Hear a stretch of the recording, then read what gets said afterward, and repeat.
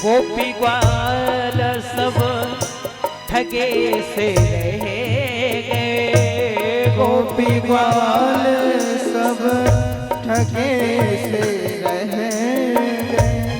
गोपी ग्वाल सब ठगे से रह गए। गोपी ग्वाल सब ठगे से रह गए। मानो गोपियों का धन कोई हरण करके ले जा रहा हो। अक्रूर नाम का व्यापारी आया और गोप ग्वालों को ठग करके जा रहा है। गोपी ग्वाल सब ठगे से रह गए। गोपी ग्वाल सब ठगे से रह गए। जो नहीं यशोदा मैया रो नहीं यशोदा मैया। अब के गए कब आई हो कन्हैया। अब के गए कब आई हो कन्हैया। न जा रे न जा रे ना जाने ना जाने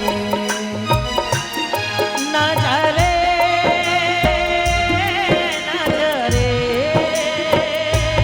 ना जाने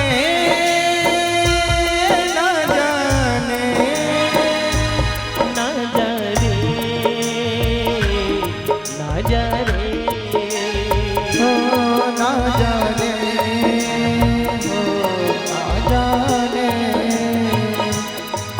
तेरी याद आएगी पल पल तड़पाएगी। तेरी याद आएगी पल पल तड़पाएगी। कैसे रहेंगे तेरे बिन पल पल तड़पाएगी। कैसे रहेंगे तेरे बिन पल पल तड़पाएगी। ना जा रे ना जा रे हो ना जा रे ना जा रे। ओ ना जा रे ना जा रे हो ना जा रे ना जा रे। गोपियां गाती गई, रथ दूर चला गया। जब तक रथ के पहियों से उड़ी हुई धूल शांत नहीं हो गई, तब तक गोपियां खड़ी रही, रथ की ध्वजा को निहारती रही। कोई गोपी किसी से बात नहीं कर रही है। गोपियों के पति आए, बोले चलो घर चलना है। कोई किसी से चर्चा नहीं करता, बात नहीं करता, उल्टे पैर अपने घर चली जाती है। मानो ऐसा लग रहा है इनको कोई ठग करके चला गया हो, सब कुछ लूट करके ले गया। याद करते हैं कन्हैया, मन ही मन कहते हैं प्रभु आ जाना, क्योंकि अब तुम्हारे बिना हमारे यहाँ माखन की चोरी करने के लिए कौन आएगा। वो गोपी जो शिकायत करने के लिए जाती थी ना मैया यशोदा से, वो गोपी एक गोपी से कहने लगी, बोले आज के बाद हम मैया यशोदा के पास शिकायत नहीं करने के लिए जाएंगे। एक गोपी गई, दौड़ करके मैया यशोदा के चरणों को पकड़ लिया, मां क्षमा करना मुझे, मैंने जो शिकायत की थी ना वो सारी शिकायत झूठी थी। तेरा कन्हैया मेरे यहाँ कभी उद्दंडता करने के लिए नहीं आया। माँ ये तो मेरा प्रेम था, बस कन्हैया को देखने का एक बहाना ढूंढते थे हम लोग। मैया यशोदा कहती है, बोले बाबरे अब तो चला गया ना, अब रह लो उनके उसके बिना, कैसा लग रहा है। गोपिया कहती है, माँ मैं अपने हृदय की स्थिति को बता नहीं सकती हूँ। भगवान चले गए, यहाँ अक्रूर जी को चिंता होने लगी कि कहीं यदि कन्हैया भगवान नहीं हुए तो कंस इनका वध कर देगा। भगवान ने कहा चिंता, भगवान ने विचार किया इनके संशय को भी समाप्त करना पड़ेगा। अक्रूर जी से कहा, बोले अक्रूर जी वृंदावन की यमुना महारानी में स्नान कर लो, बड़ी पवित्र है।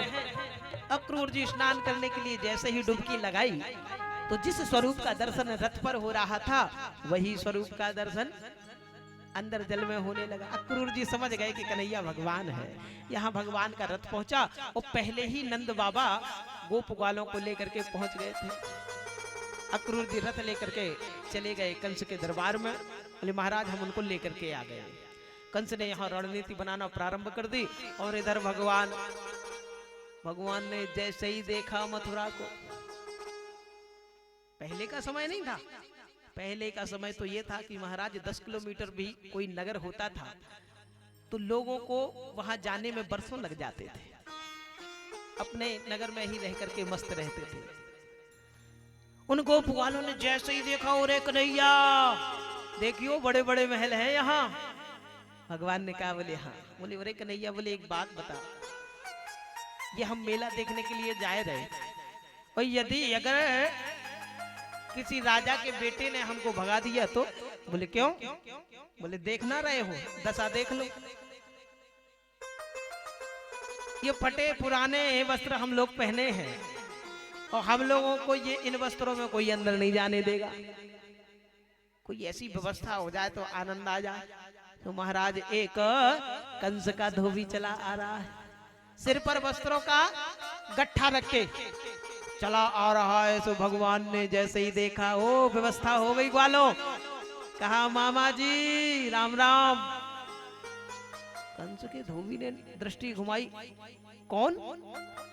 अरे मामा जी मैं भांजा आपका। तुम हमारे भांजे कहाँ से हो गए भैया? अरे बोले यहाँ के जो महाराज है ना कंस, वो हमारे मामा हुए। तो जब वो हमारे मामा हुए तो यहाँ के सारे पुरुष हमारे मामा हुए। ओ तो तुम वही कृष्ण हो जिसको मारने के लिए बुलाया है महाराज ने? अरे ग्वाले चिंता मत कर, कुछ ही देर की बात है, तेरी जीवन लीला समाप्त होने वाली है। भगवान ने कहा, बोले हमारी जीवन लीला समाप्त हो चाहे ना हो, लेकिन तुम्हारी जरूर कर देंगे।